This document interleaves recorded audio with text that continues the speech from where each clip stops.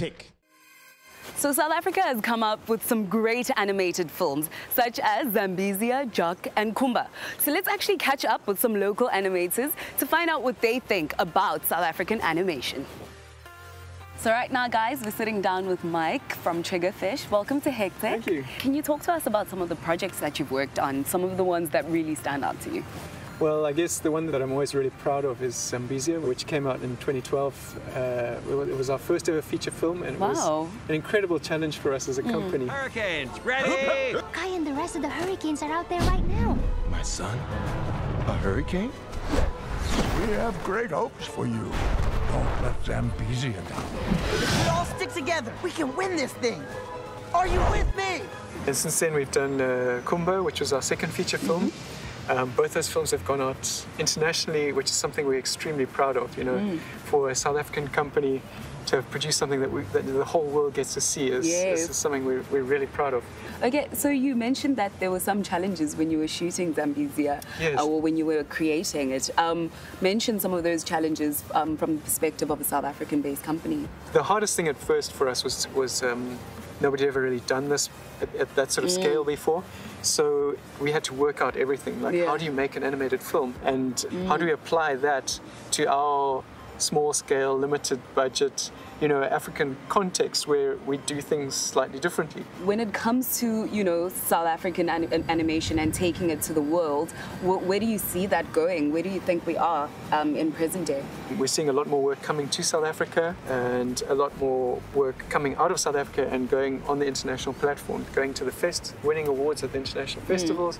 I think it's a very exciting time for animation. I think we're seeing a lot of growth. There's a lot more demand for animators, so it's become much more of an exciting prospect, I think, for young people to consider as an option. Can you talk to us in terms of our Hectic 99 viewers that are watching? What advice would you give them if they would like to get into animation? I think what we look for is people who are really excited about storytelling, because Triggerfish in particular is all about storytelling. So if it's something that you're passionate about is sharing that, animation is a really great way to express that in your career. Nice. Thank you so much, Mike, and we wish you all the best with everything that you pursue in the future.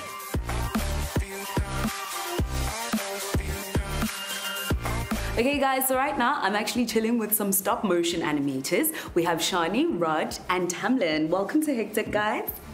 Thank you so much for being here. Okay, so Shani, I want you to talk to me about what stop motion animation is all about. Stop motion is about moving a drawing or a paper cutout or a wire puppet into a position, taking a snapshot, and then moving it again, and taking another snapshot, and moving it again, and taking another snapshot. And when you play that back, you get magical movement.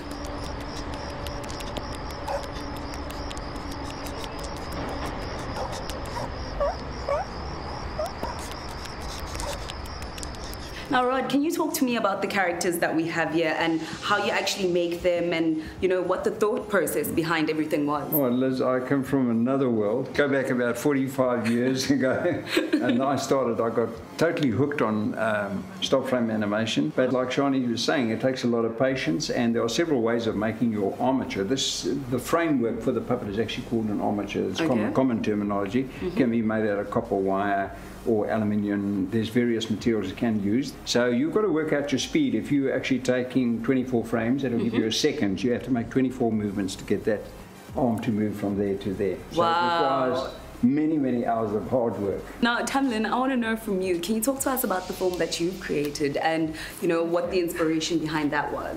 It's called Street Rat, and it's based around these characters, and is in the Student Awards for the CTIF. Nice, congratulations. Thank you. And this is the little street rat who's the main protagonist, and it's basically about her fight for survival to try and get away from this evil little guy. Nice.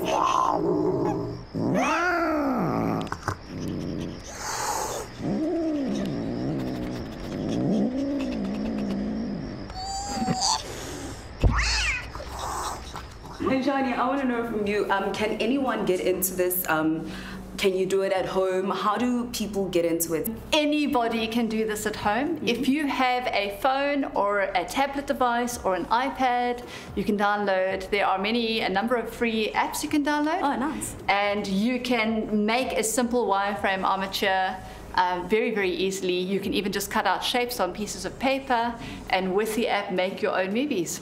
I love it. Have fun with it. Thank you so much, guys. And I wish you all the best with the exhibition. Thank you. Thank you very much. Thank you.